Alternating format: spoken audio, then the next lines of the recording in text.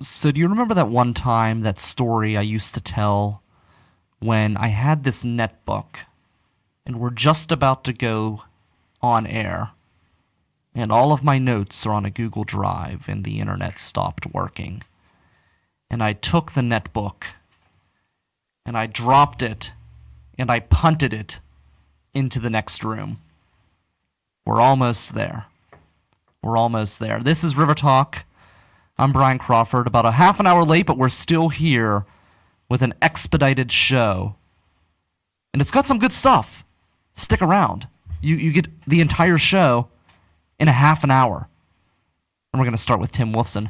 Tim is right here, a good friend of mine who came in and was a huge, huge impact in the Millville Music Festival, but he has his own festival that has been going on considerably longer. And it's a festival for a great cause, and I'm very excited to take part in it this year as a volunteer for the first time. It is Music for MS. Tim, welcome to the show out at Heartwood Acres. Very excited for this. I'm very excited too, and thanks for having us here. And the festival hasn't been going on all that much longer than Millville Music Fest. This is our fifth year. Fifth year, yeah. We've been pretty successful. We tell the world, and what we raise money for the National MS Society, and we've donated cash money donated $162,500 through the first 4 years of the festival. And if your listeners come out and help us on Saturday, maybe we'll make it over $200,000 for this year. That would be great. That's incredible. What inspired you to come up with this festival? The concept. I really didn't come up with it. My colleague Mitch Arnold, he has a sister Dorothy who lives with MS, and for years and years he had a golf outing. Where he and his family raised money for MS. But Mitch is a musician. He actually performs with his band Tully Cavey at the festival every year. And he knew what I was doing with booking music at Pittsburgh Winery and the Thunderbird and the things we do at Jupiter where I live. I do live on Jupiter Drive. We're not crazy. Music Night on Jupiter, which is the organization that is your residence. Our little company, and our location is our house and the various stages we've had. And you host a lot of great musicians through that. We do. Which is fantastic. In fact, we've had 6 bands through in the last 12 days, so we're back up at full speed. But in any event, he said, why don't we do a little music festival in the Hemlock Grove behind the mansion at Heartwood Acres? And within 10 days, we had decided to rent the main stage at Heartwood Acres, go after some bands that had some fans in Pittsburgh, and we've had some wonderful music. Black Lilies, Driftwood, the Mulligan Brothers, Molly Alphabet from Pittsburgh's been part of our scene. But we went in an entirely different direction this year. Yeah, you did. Yeah, Deb and I spend a lot of time in New Orleans every year. We go down 4, 5, 6 times a year. A lot of the music we bring up to present in Pittsburgh are musicians from New Orleans. And, I've just been chomping at the bit to have some of our friends from New Orleans perform at Music for MS, and I got my wish this year. So is it okay to go through the lineup? Yeah, let's do it. Yeah. This is going to be great. So you're bringing New Orleans to Pittsburgh to raise money for MS. Correct. And it's going to be great. And this show, it's like you said, it's been so successful. You've raised so much money. Before we get into the list, are you on the Wall of Fame for the MS Foundation? Don't think so. There's people out there raising millions and millions of dollars or donating that. So we do our part. So it's important work. Yeah, none of us do what we're doing for self-credit. Oh no, I know that. Yeah. But it would be cool. I was put on a Wall of Fame once for just doing a small little fundraiser. It was like a regional one, but it's nice whenever they appreciate. I'm sure they appreciate so much this event. Speaking of Wall of Fames, I would like to get one of those Millville Music Festival banners if they're going to get thrown away to hang in my Wall of Fame in my basement. Okay. Because we frame the posters of all the bands that stay with us, but I have nothing from Millville Music Festival, so we have to do that someday. We'll have to work on that. Yeah. Okay. But we have a great lineup. And when I'm looking at this lineup, it's a mixture of New Orleans and Pittsburgh. Is that correct? Right.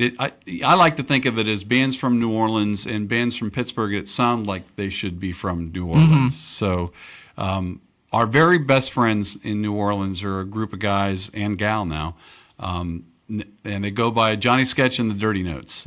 They all have Johnny personas. They all have different names in the band, little roles they play. And we have one of their songs we're going to play after this interview. And they're just an amazing funk rock band. They won the Offbeat Award for Best Rock Album in New Orleans this year, so that would be like winning one of the Sound Scene Express or City Paper, one of those but I think there's maybe a little more oomph behind it when you're talking about being voted by your peers in a city like New Orleans. They're an amazing, amazing band. They're just super people. A city like New Orleans, I imagine it's similar to Nashville, where you have people from all over the world coming to that city to reside that are musicians. So you're getting some of the best musicians from all different parts of the country living there. And that's a good observation, because Sketch is about half and half of that. They started, the core of Sketch is a group of guys that met while they were all taking classical music studies at Loyola University in New Orleans.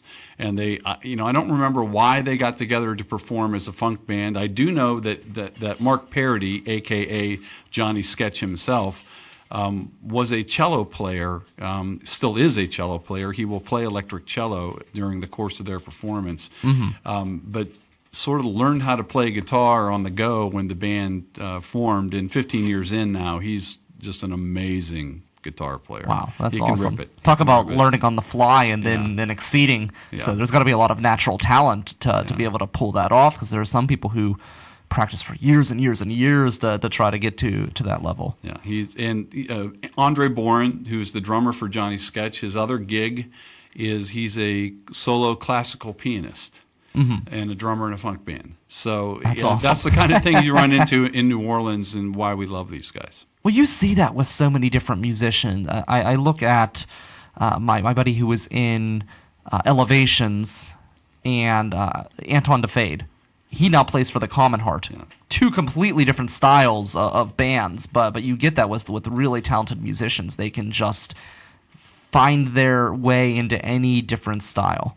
I have one more example from Sketch. Their keyboard player is a guy named Josh Paxton, and Josh in the Sketch persona plays pretty much funk keyboards, but he is one of the absolute finest New Orleans style piano players in the world. And in fact, we're featuring Josh at a separate event Friday night, the night before Music for MS, where he's going to be playing with Tom Roberts, who's another world-class New Orleans-style Harlem Stride piano player. So these guys are adaptable and good at what they do. Yeah, it's exciting. The Friday night show, that's, once we get through the lineup, let's talk about the Friday night show. I think it's important to talk about that. That's new. We're talking with Tim Wolfson, Music Night on Jupiter, Music for MS. The event Music for MS is going to be 3 to 11, August 18th at Heartwood Acres, as we said. So we've got Sketch. Who else is on this lineup? We have another band from New Orleans, Waterseed. Waterseed is no stranger to Pittsburgh. They probably play here 3 or 4 times a year. They've got a strong local following. They call themselves a future funk band. To my uneducated ears, they sound like a 60s soul R&B band. They're, again, amazing. They are a spectacle to watch also. They have choreography and dancing and moving and just a whole lot of fun. And we're very excited to bring them to town also. They just played, actually, the Three Rivers Arts Festival. Oh, okay, great. So they've played some big stages in Pittsburgh already. They played for another radio station at one of their summer events in front of a big crowd. So Waterseed fans, we're counting on you to show up in force. Must come on Saturday. Yeah, you get to watch it for you. Great music and support a great cause. So you're helping us, put an end to MS, or not us, but the researchers and folks that the money ultimately goes to, and you do it by doing what you might be doing on a Sunday or Saturday afternoon anyhow, which is sit on a lawn, have some adult beverages, and listen to great music. And that's a great park out there, too, at Heartwood Acres. It is, and they're good people to work with. You mentioned the mansion. I love the mansion. Yeah, beautiful. As you know, as a house tourer and museum goer, that's one of my favorites in Pittsburgh. Yeah, nice place. So we've gone through a couple. Who else do we have? Well, then we're moving into the Pittsburgh bands who sound like they should be from New Orleans, and we're really, really excited to have this year Jimbo and the Soup Bones. Jimbo Jackson is a Pittsburgh treasure and should be experienced by everyone as many times as they can, and certainly next Saturday if they can do it.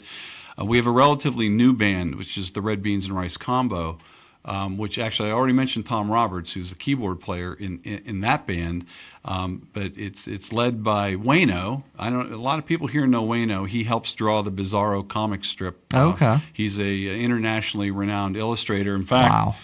He did this is t-shirt. Wayno right here. These are the T-shirts that we'll be selling this year. So we have an alligator second line going on in New Orleans colors on a black T-shirt, and it's nice soft fabric. So everybody's going to want to get one of these. He's been doing these for us since the beginning. And the third member of the Red Beans and Rice Combo is Dave Klug, who's also an illustrator. Dave's claim to fame, at least my knowledge of his claim to fame, is he does all those lovely murals inside the Permantes. Oh, really? Those are fantastic. And I hope I got that right, but I'm pretty sure I'm right about that. Yeah, those are great. I love that whenever you go into a local establishment and you see some sort of an art flair from a local artist, and it really adds a lot of character. Yeah. So you can guess by their name, Red Beans and Rice Combo, that they do old school New Orleans R&B type music. They are so much fun, good band. And then just finishing up, our house band Tully which is Mitch Arnold's band. They flow more in the Americana vein, but I pushed them to learn a couple of Radiators tunes this year, so I'm hoping to see some New Orleans flair from them out on the stage. We have a bunch of students that open the show every year, the NA Fiddlers and Folk Chorale, and again, we've pushed them to try to learn some music that fit with the theme. I'm not sure yet what we'll be seeing, but they're wonderful, and they're led by Maddie Monahan, who is Mitch Arnold's daughter, who's a music teacher at North Allegheny and also sings in Tully. So this is all tied in. What I'm really excited about is we wanted to avoid dead time between sets because we only have one stage this year. So we actually landed the Stowe Rocks Junior Senior High School Marching Band drumline to come, and they're going to be out on the lawn leading second lines and performing for everybody in between sets. That's a great idea because then it frees up the stage to set up for the next band. Yeah, and these kids are amazing, and they work hard, and they're very, very, very excited to be part of our show. So I hope their supporters also come out to help and support Music for MS and the Stowe Rocks Marching Band. And a drum line, that is intense. So I was in the Norwin Marching Band.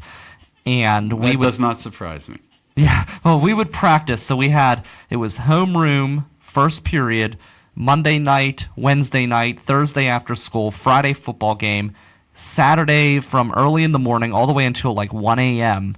every week, all the way through November 1st, or right around the beginning of November. And that was for a trumpet player. The drum line practices more than that. Yeah. So these people just nonstop are at their craft. They've been posting videos of their practice or things they've been practicing, I think, since the middle of June or so. Yeah. That I've seen online. So, yeah, they deserve everybody's attention and support. So come out and do it. Very, very cool. So the Friday kickoff, we have that, and that's something that's new this year, correct? We've done other events associated with music. We used to do a lot of preview shows because typically the bands we get I like a lot may not be very well known in Pittsburgh. We try to make the market for them. So when I was booking shows at Pittsburgh Winery, we would do preview shows there in March or April, try to get the Pittsburgh market acquainted with the bands. One year we actually had a Thursday night show at the Rex with the Mulligan Brothers and Molly Alphabet. That was a lot of fun. So we have done some things, but we're just doing this because we've got Josh Paxton and Tom Roberts, within miles of each other for 48 hours, and to waste that opportunity would be a shame. These guys, look them up. I mean, they're among the best of the world at what they do, and they're going to be playing at Steamworks Creative, which is a little listening room up on Route 8 in Gibsonia. I've heard of that. Is it new? It's newish. It's a storefront that had a different life, and now it is and I'll make this clear, a non-smoking and non-vaping, despite the name, listening room that they've put a lot of money in to make it a nice place. And there are signs that tell you it's a listening room. This is not a place where you go to converse loudly while the band plays in the background. There's only 50 seats. You can reach out and touch the musicians if you want to. It's BYOB, and they're going to each do a number of pieces solo, and then they're going to do some four-hand pieces, and maybe even six-hand, because another wonderful Pittsburgh piano player, Bill Maruca, from Sandoz, and he sits in with Billy Price and all sorts of other people. Nice. He's our MC for the night, so I'm hoping wow. they convince Bill to also jump in and join them, because he's played with Sketch before when Sketch was in town, so he knows the genre. So. That's very cool. And that's going to be, it's Friday night, and what time does that start? That starts at 8 p.m. 8 p.m., okay. Yeah, and it'll be just 90 minutes or 120 minutes or so. It won't be terribly long. So everybody can get home, get some sleep, and get ready for Music for MS the next day. Well, it's also good, I think, to keep that short whenever you're in a listening room environment like that, because you have to be focused, and unless you're going to give an intermission or something, it allows people to really focus in on what's going on and not give them the opportunity. Everybody's going to get their money's worth. Yeah, These exactly. two guys are just amazing. Just amazing. So we roll into the day of the event. You have all sorts of food trucks here. To list a few, you've got Stickler's Popsicles. Yes, we do. Very cool. You've got the Healthy Yinzer, which worked with us at Yins Fest here at Mr. Small's. They're a new addition to our lineup. We always try to have some healthy foods because we have all kinds of other food that people may debate whether or not it's healthy. But Espresso Amano, so that's going to be great. Pittsburgh Winery, lots of a great variety of choices. And at Pittsburgh Winery, they're going to be selling wine and beer at the event. And sangria. They make a sangria that they pour by the tap also. That's tasty stuff. It's real good. So, while we're talking about Pittsburgh Winery, can we talk about our alcohol policy? I was going to ask. Yeah, it is. There's a specific policy, so people should know going into the event. Yeah. So this is not a county event. It's a little bit different than when people roll into Hartwood tonight. In fact, I'm running out to see Larry Carlton at Hartwood as soon as I take these headphones off. Our job is to raise money for MS. That's what we do. We sell tickets to this event, so that's one way it's different than a county event. It costs something to get in, and you can go to musicforms.org if you want to look at our prices. But one way we make money is through the food sales and alcohol sales, but we don't stop people from bringing in their own goods. So in the past, we've asked people to pay a cooler fee. So if a group of people roll in dragging a cooler, we ask them for a $25 additional donation. We've done away with that this year, and we're doing what most of the music festivals, including Millvale Music Festival and I believe Deutschtown and lots of places are doing, and Vine Rewind at Pittsburgh Winery, is we are going to sell age verification wristbands for $5. And if you're going to drink alcohol within our fenced-in festival premises, you got to be showing an alcohol wristband. And actually, your wristband, that money is going to be cut off the top and go directly to the PA Keystone chapter of the National MS Society. And your wristband is proof of your donation if you itemize for tax purposes. So we thought about that a little bit too. So. Please buy your beer from us and your wine from us. But if you don't want to, you want to bring something else in, we'll see you at the wristband stand. Yeah, and that really is such a great idea. So we did do that, as you said, for the Millville Music Festival for the first time this year, and I was a little unsure of it at first, but everybody on the committee had decided to go that route. And really, it was not only a great idea, but it really helped save us this year with the terrible weather that we had at the Millville Music Festival.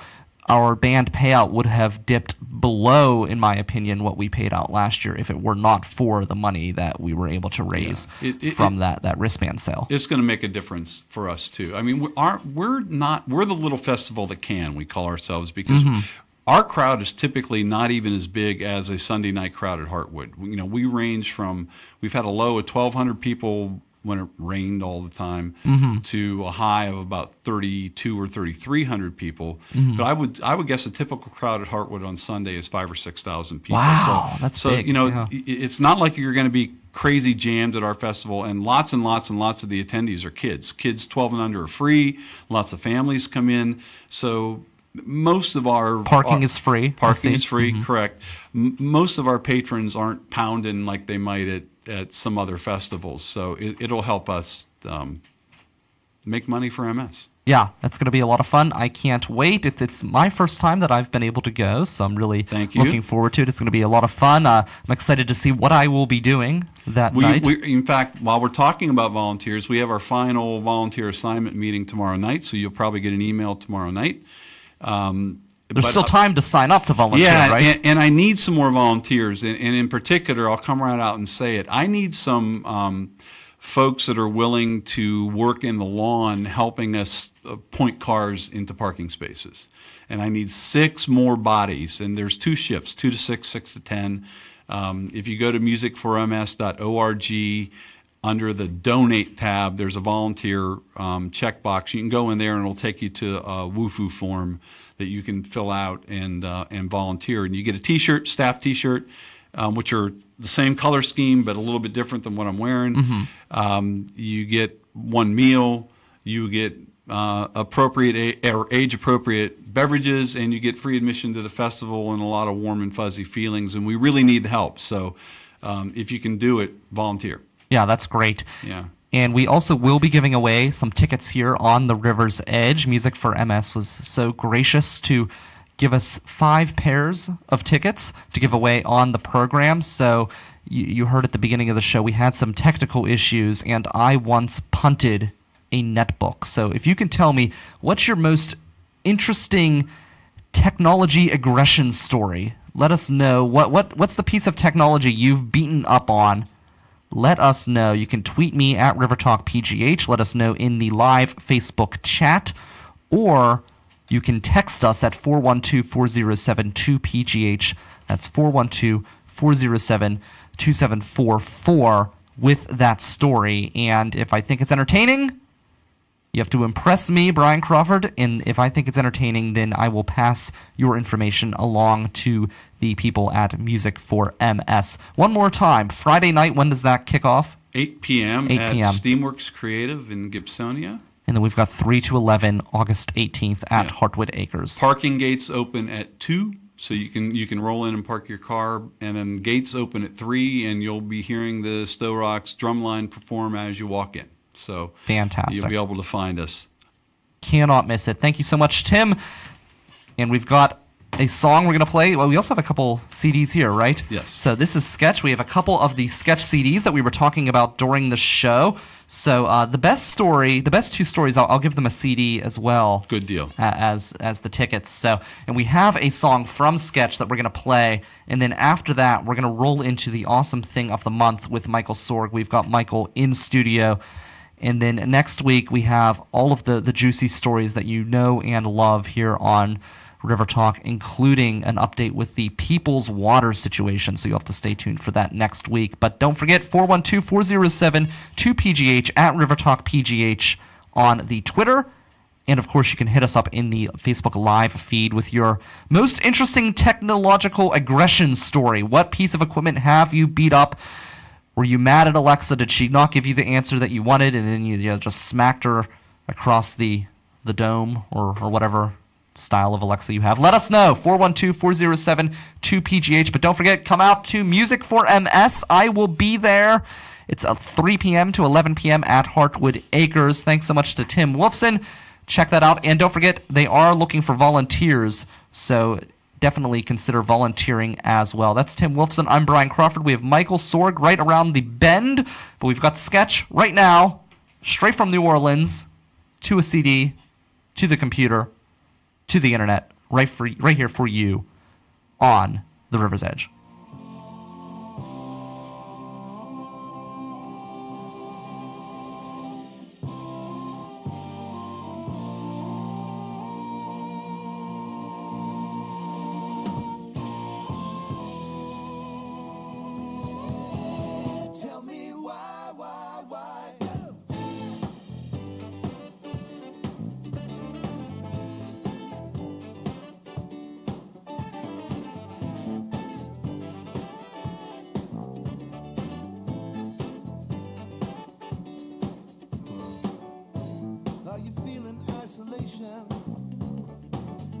Are you where you want to be? Where's all your inspiration? You said was coming off for free.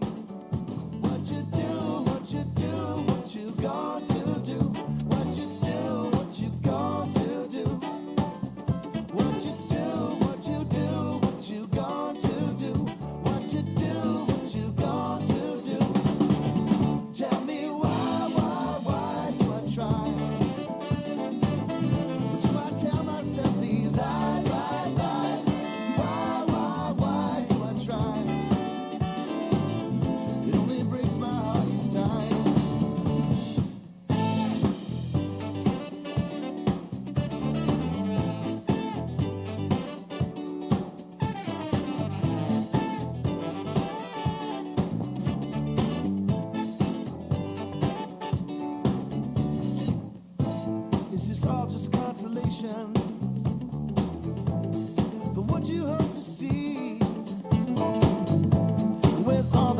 declaration. You said was coming off for free. What you do, what you do, what you going to do? What you do, what you going to do? What you do, what you do, what you going to do? What you do, what you going to do? Tell me why do I try? Or do I tell myself these eyes? Why do I try? It only breaks my heart each time. Tell me why do I try? Yeah. Or do I tell myself these eyes? Why do I try? You only break my heart each time.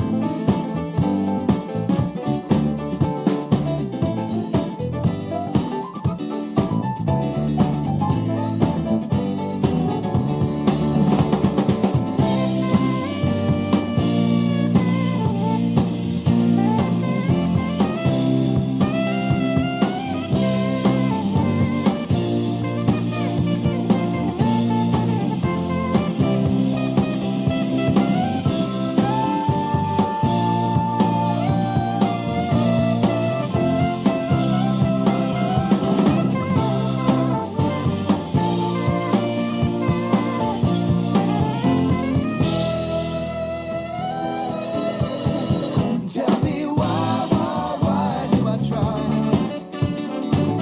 Or do I tell myself these eyes? Why do I try? It only breaks my heart each time. Tell me why do I try?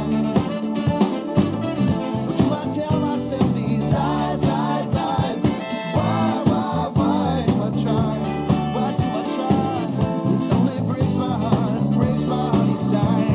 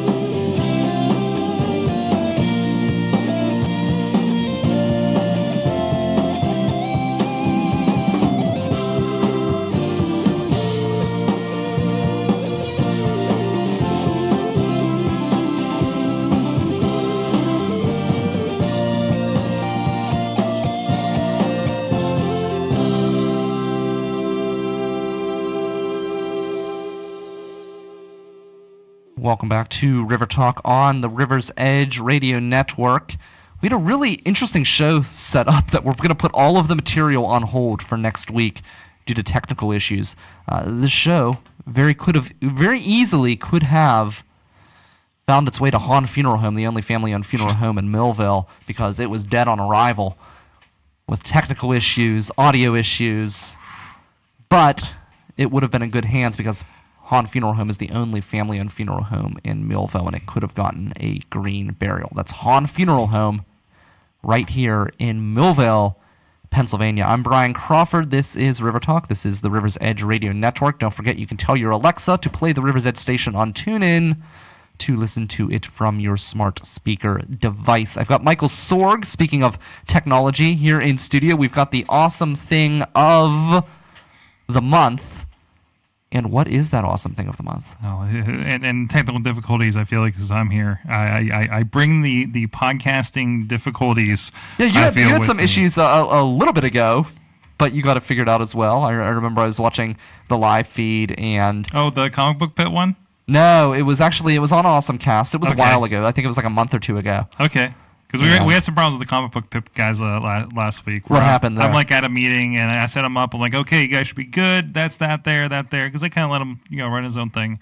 And I popped it up at the end of my meeting, and I'm just up the street, up there in Beachview doing a community meeting, and I'm just like, guys, I gotta go fix this because they're like 20 minutes in their show and it's not sounding good. Yeah. Well, it's funny because we had some issues with Geiks Got Game for a while, and we got those ironed out. It was some confusion with just learning curves with the new technology with the engineer, and it was just hard because I can't be here to monitor things because I'm at work during that time, and I would be at work messaging him, and luckily it wasn't on the stream. It was just on Facebook.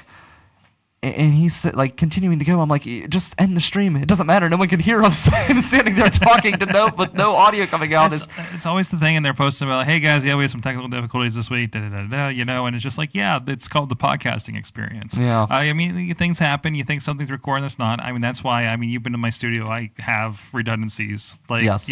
Stuff is recording and streaming in multiple places, and I have a power. Actually, I have to replace my power backup, but because I've had when you've done 12 years of podcasting, you've lost a lot of them in the process. You've restarted a lot of podcasts in the process, and it's just it always happens on your best shows. It is, and whether it's that or whether it's the video production, we do the same philosophy there. When we're like live switching like wrestling shows, we can't have them redo it, in front of a crowd of 300 people. So I think we're dealing with anything technology. It's like, well, what happens when that one thing you have, that one phone I have, goes? Yeah. And I've had that. I was in San Diego and my phone died, and I'm like, I'm in an Airbnb. How do I get anywhere? I have an Uber. I have to reset this, and thankfully I got it worked out. So I've been actually slipping a second older phone in my bag when I travel now, just in case. I might have to do that. I might have to buy this phone because this is a really nice phone, but I'm thinking about upgrading. Anyway, so what do we have? What is the awesome thing of the month? So this is exciting for me because it reminds me of an old Transformers episode. This is an article that I saw pop up this week, and Ford thinks exoskeletons are ready for prime time in its factory, says Engadget over at Engadget.com. And Ford is a sponsor of some of the events that I film for, and I'm looking forward to when I get out there next spring to ask them about the exoskeletons. So they have something called Exo Vests. That's EKSO Vests. Built by Exo Bionics, hence the weird name. So apparently it's not entirely, and here's a little gift for you to see here locally, guys. But it's explain it for the listening audience. Yeah. So it's basically an exoskeleton. It's kind of like a backpack, and then these parts kind of come down the sides of your arms, and then right at the joint, it looks like you have a really high end, like if you have like a knee brace. I for fans, like I think of Stone Cold Steve Austin's like jointed knee brace that we'd have later in his career. So it's that kind of situation. It's not entirely like making you lift more or anything like that. The biggest thing here is for people that are, they have the car up and you're working on the underside of the car. So when you raise your arm, apparently it's going to help support your arm and keep it up so you're not like holding your arm up, and then there's a lot of ergonomic issues around that as well. So it's something that's going to help on top of that.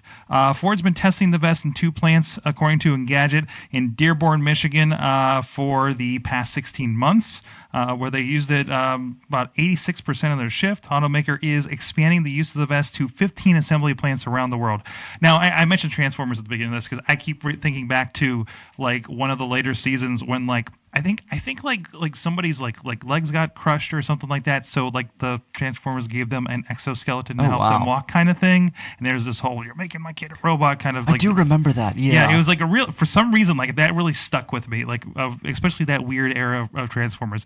So this is what this reminds me of, and I think it's kind of cool. Like again, it's a small thing. It's a small help. It's not, I have this thing and it's like Gears of War and I have like all this like energy and stuff. But I think it's a cool kind of step forward and something that's being practically used, in this way on factory floors. That's very cool. it's weird. I look at things like this, like the exoskeleton, and I even look at some simple things like the smartwatches we have. I was at work the other day, and I felt like a cyborg because somebody called me. My phone's sitting up on the at the front of my work area. I get a phone call. It comes up on the watch. I click the answer call button, and it sends the message to my headphones. Mm-hmm. And it's weird. It's almost as if we're becoming cyborgs with this technology. And I look at this exoskeleton, and that's just kind of the next progression of that. I think about that a lot too. Like thinking about the fact that I have like no less than 2 things that are connected to the internet on me at all times. You know, between my watch, I have an Apple Watch as well. It was pointed out by your guest previously that like, oh, all of you guys have smartwatches, and we do. You know, and it's become invaluable since I've upgraded to the Apple Watch because like I'm sitting there at a shoot and I'm thinking, oh, we need gaff tape. Hey, you know, remind me to get gaff tape tomorrow at 10 a.m. You know, like and be able to do that and not yell at my phone and just kind of like whisper to my wrist. So that's what's nice, and that's why I'm thinking about going with the Apple Watch. Mm-hmm. But continue. But it feels so Dick Tracy to me. You know? It does, It's amazing, and it makes Siri infinitely more useful if you're on that platform. That you can do that while I'm driving, because specifically when I'm driving, I have like a Bluetooth system, and it's like we have like a 2012, so it's old Bluetooth.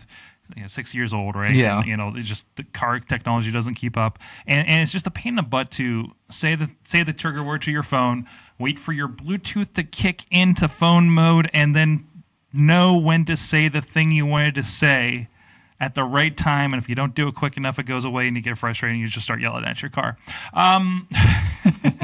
So like being able to just kind of take your phone out of that or not take it out of your pocket and just it's there is pretty cool. And again, you can make the argument of like being attached too much to technology and everything. I use it.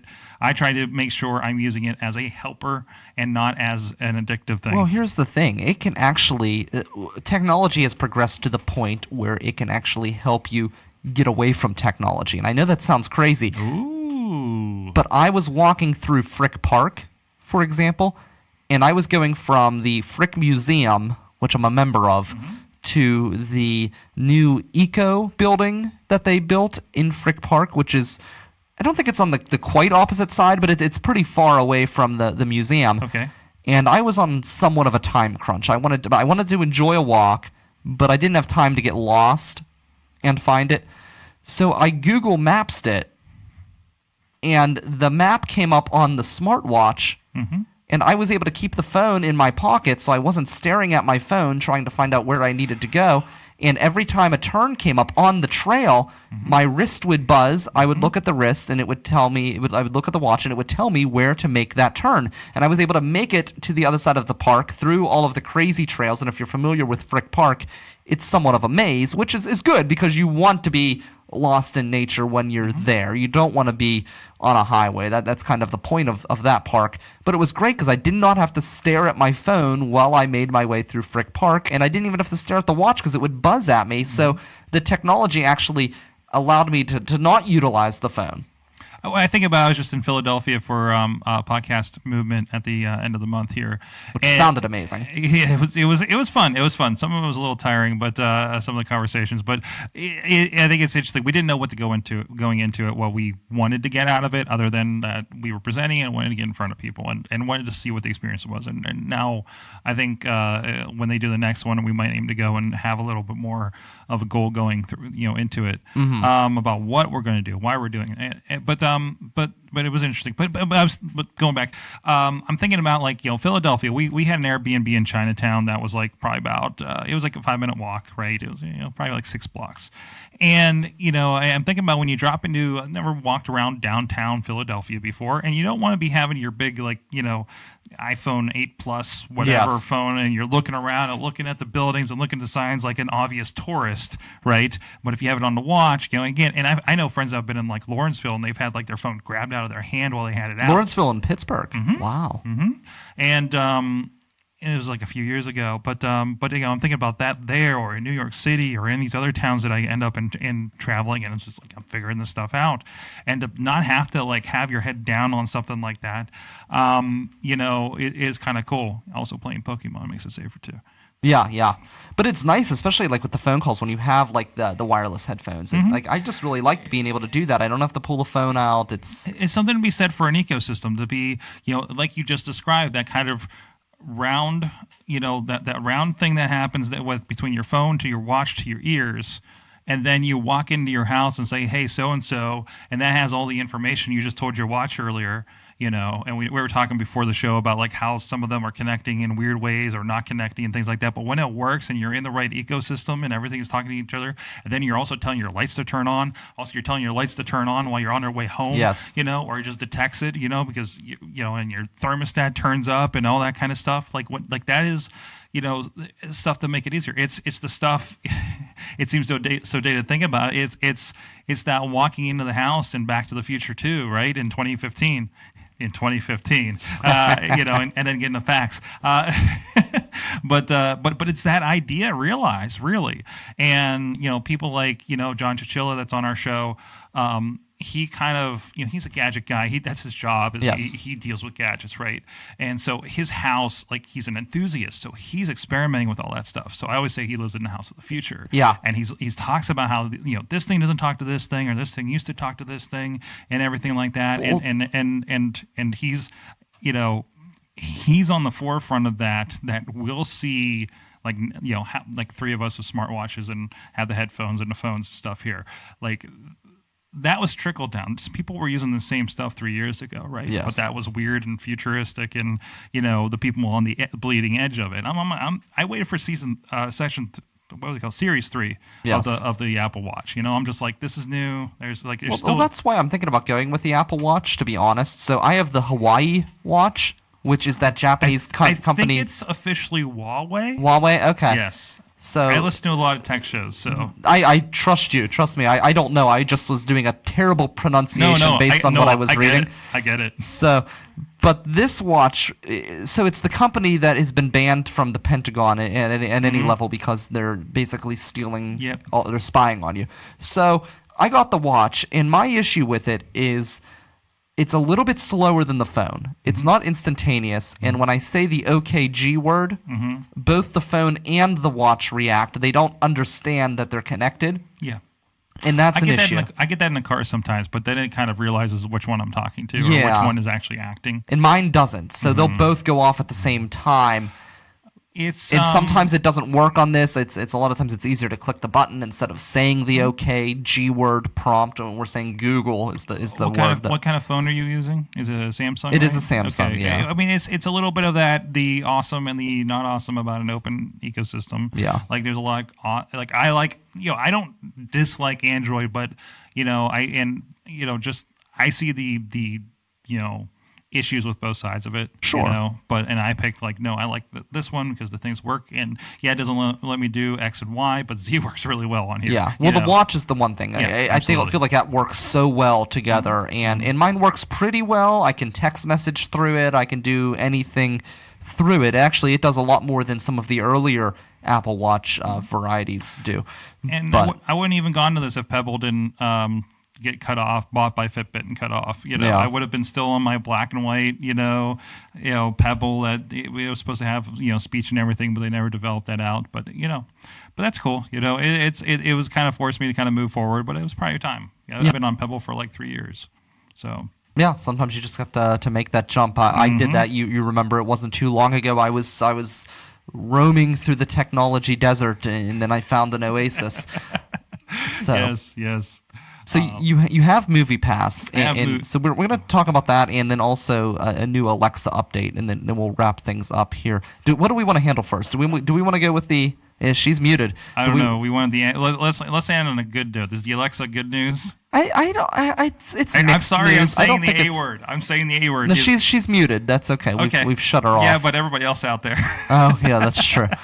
You know what's really funny? You tell you wake up Alexa.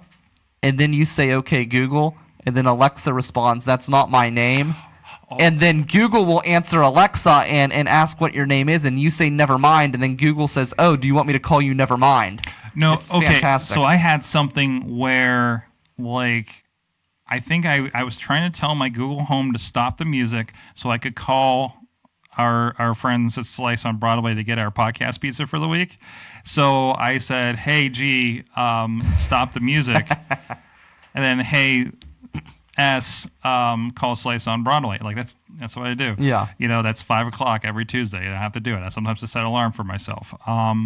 And there's like that window of where it's listening to you to respond to things. Yes.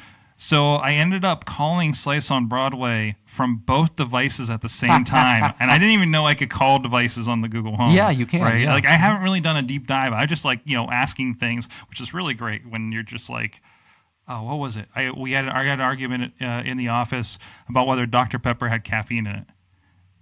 It does, doesn't it? And I asked Google Home, and it says, yes, it has so-and-so, so that's amazing. And it's just like, and again, it's kind of telling my brain to say, hey, make sure you ask for this when this kind of question comes up, right? Well, it's interesting that you mentioned that because that's the topic of the day. Mm-hmm. And I feel like that's one of the areas where, because I think each Alexa and Google both have pluses and minuses. Mm-hmm. And they both excel in certain areas and each have an edge over the other.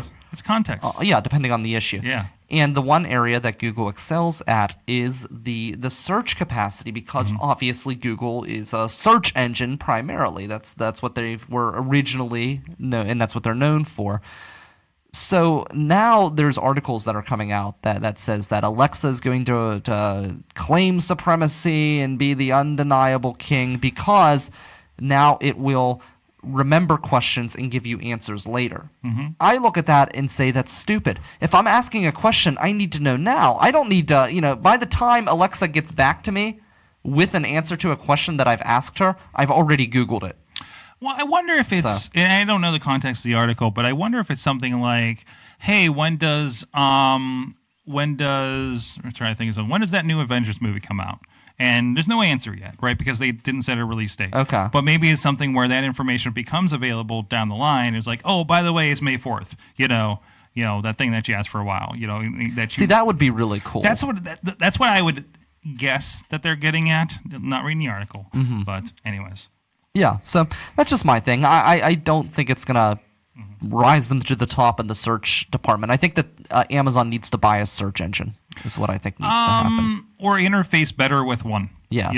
Maybe just... Kind of like how Google's interfaced with Walmart with the Google Home. Yeah, like how that's happening. Was it Google? Yeah, that is the one I'm thinking about. But is it... Well, Google has a partnership with Walmart right now. Google has a few different... because they're also sending Waymo cars in Arizona to take you to pick up your groceries. Mm-hmm. You still have to get out of your car and get the groceries that you ordered on in-store pickup, but they will send the car for you. Well, Walmart is now delivering groceries. I've heard in certain places, yeah. So we could never have to go at 3 a.m. to Walmart. I wonder if they'll deliver my inserts. We in the show that never aired, I had mentioned about my flat feet and going to Walmart to get inserts, and maybe that could have been a situation but you where need like that home, like there's the home like lens configurator for all those like online glasses places. Like where's the home like foot checker for your Dr. Scholl's? Yeah, that's true. Yeah. That's a good point. It's coming. Somebody will figure it out. It's a startup somewhere in Silicon Valley. Yes. See, we're giving people ideas right here. We're the idea show today.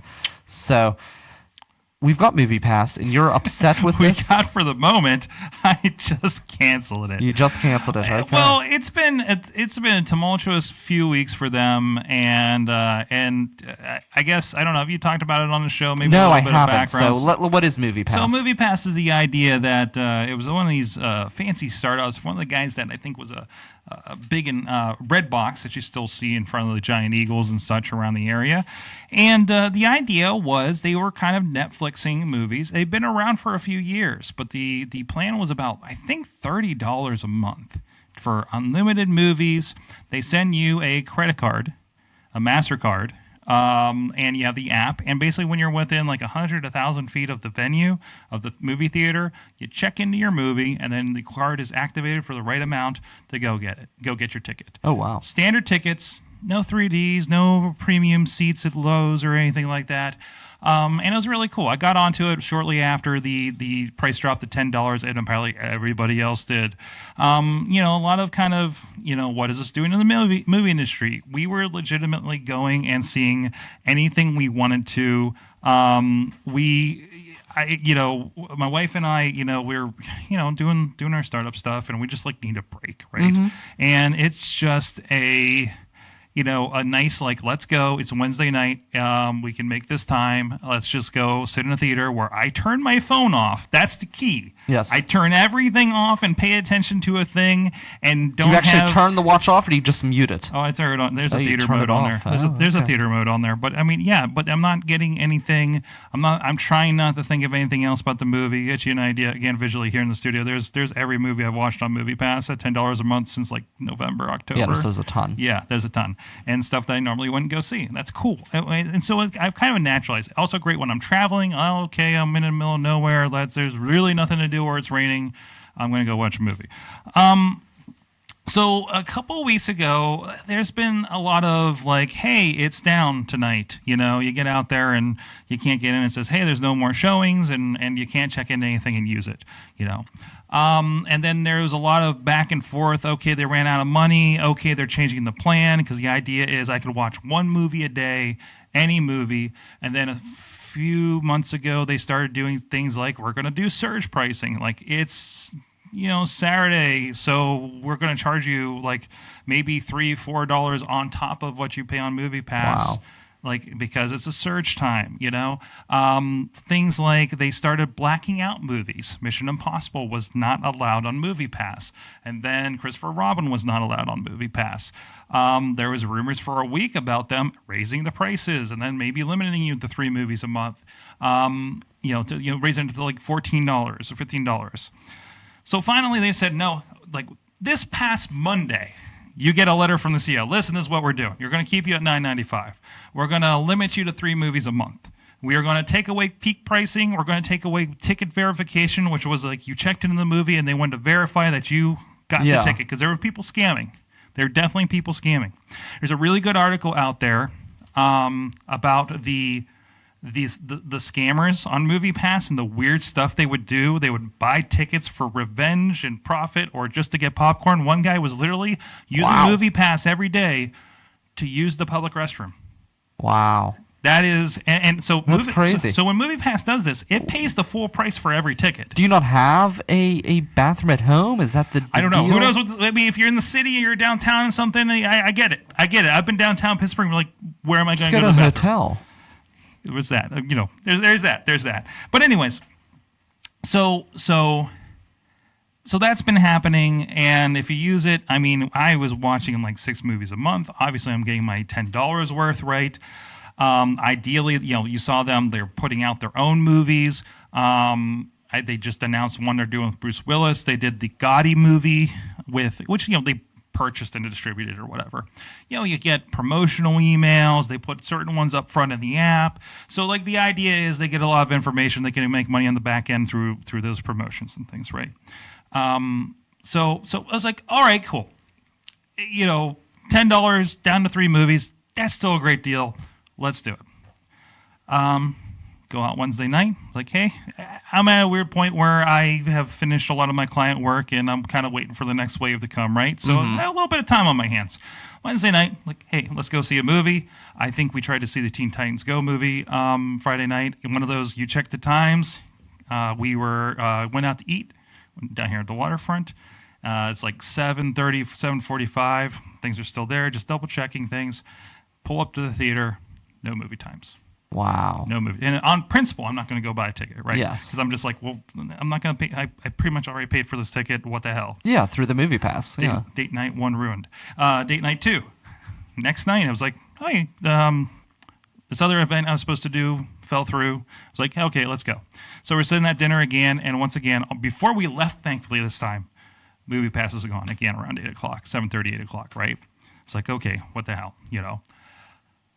Friday, 3:45, we're going to go see Christopher Robin because it's finally opened up Christopher Robin for us on the MoviePass. And we get there. We were literally on the Parkway, double checking it before we got off, and it was still available. We pulled up to the movie theater, and it was gone. Wow. But this is when the new thing happened. That was confirmed by the CEO in a in a news article, not in an email to their customers. We're going to start limiting what movies are available day to day. So there were movies, but you had one showing of Mission Impossible at 10:15. It was 3:45 in the afternoon, and I'm at the theater. Wow. And Slender Man. So it's become pretty much useless at this point. I looked today, and all that was available, despite the website still saying all movies anytime, one movie a day, despite all these movies being listed on the front page of their app, no explanation. You just go in, and even when you look last night, like when I looked at like 1 a.m. at the next day, everything is available. So you can't plan towards anything. So it's become, I mean, and again, this is a thing where they're trying to manage to not spend out as much money, but then they've kind of crippled their own app. So I signed up for AMC Stubs A-List for $20 a month. I don't blame you, especially if you're going to the waterfront anyways. It is, and it sucks because it limits you to AMC theaters. And I loved going to like big cinema over in Bridgeville area. I loved going to just anything, right? Or the random theaters. Got the Cinemark in Robinson. I just love going to different theaters. And I'm a movie buff. I love seeing these, and it's nice to have. Because being a part of a company, my entertainment is $20 a month. Yes. Like you're not, going to a movie isn't like, okay, I gotta make sure I have $10 for me, $10 for her. I guess it's like $12.45 was the tickets for a Friday night showing at these theaters for a regular showing, not IMAX or anything, right? And it's just like it is nice to compartmentalize that a little bit. Mm-hmm. And it's like, well, we're paying a little bit more, but it works. Yeah. And you get like 3 movies a week, and that resets like every Friday morning. And you can like preset your movies. When the next Star Wars comes out or something, I can go get the first night tickets and stuff. So thank you, MoviePass, for introducing me to AMC's offering. Apparently, seems to be the case. It's been a really interesting thing. I finally had canceled. Unfortunately, I renewed it on Tuesday for the month, and I'm literally not gonna be able to use it at this point. Yeah, like I do not give a crap about watching Slender Man. I'm sorry. And the Meg, come on, and even like when you show up to a theater and those times disappear, and the later times are there. Like this, what are you guys pulling here? They're pulling a shell game at this point. I know they're probably freaking out because this was a innovative concept, that they put together, but they're running out of money, and I don't know how these guys last because I when everybody shows up on a Friday night and it doesn't work. They're just going to cancel. They're just going to cancel. Yeah. Like that's how they're going to save money is they lose all they lose all their accounts. So I'm curious to see what happens with that. And the other fun part is, and why I was really reserved on hitting cancel is when you hit cancel in the service, they don't let you back on for 9 months. Yeah, that's what you were saying. So you're not seasonally dropping on and off or anything like that, right? So we'll see how that goes. Their website still says any movie. 1 movie a day, as much as you want. There are several class actions that are already, I think, starting. Yeah, it is, and there's no, they don't. They say we don't give refunds and this and that. I try to get in customer service, and they say keep it out for notifications. I don't get a phone notification, and somebody responds at 1:30 in the morning and says, "Oh, looks like you're not around. Bye." So I mean, it's just a complete crap show right now, and. It's That's interesting. A shame. It's interesting. But man, I got my money's worth for like 9 months out of this thing. Yeah. I mean, let's be honest about it, But it's interesting, and it is kind of interesting to read the articles about how this has changed the game for movies. When you go with something like an A-list, or if you're lucky enough to have, because there's subscription offerings from Alamo Drafthouse, there's one through Fandango, and I'm curious how that one works. But if you get one that's like Cinemark has one now too. If you get one through those services, it kind of doesn't cost them money when you go see a buttload of movies. That's the difference. Yeah. Right? We literally... Well, did they patent the idea? That's the big question. No. Well, they may have patented this process, because this process is I go in, I check in with a movie, and it activates a card. Yeah. That might be patented. But the idea that, all that, when you go to the AMC app, All it is I'm purchasing a ticket just like if I just use my AMC app to purchase a ticket. But now, since you're on this plan, I want to point out with AMC, I feel like I'm an ad for AMC now, but it's like, it's so nice. Yeah. You get the ad in front. I'm like, oh, why would I pay for like getting popcorn upgrades and stuff like that, right? I'm still going to spend $15 like we did earlier today. But if you look at their premiere, that makes you cut in line and all that kind of stuff, it's like $15. This plan is $20. Oh, wow. Now, it sucks because then I have to buy one for me and I have to buy one for my wife so we can go see movies together. But, like, if you look at that, like, if you're already considering those kinds of things and you know, it just kind of makes sense. And again, it's kind of like if it's like, hey, yeah, no, I'm going to spend like $40 on going out in entertainment for the month period. It makes so much sense, you know, if you're like a couple or an especially if you're a individual. movie person. Yeah, because otherwise, you know, I'm really big on, I don't want to be a person that doesn't leave my neighborhood. And since I have an office 4 blocks away from my house, I'm in danger of that. Yes. It's easy to do. This gets me out of my house and out of my office. You know, this is a mental health thing for me, for the way my lifestyle is right now. So and it's, you know, and it's really inspiration for a lot of the other things we do too. So like, it really fits.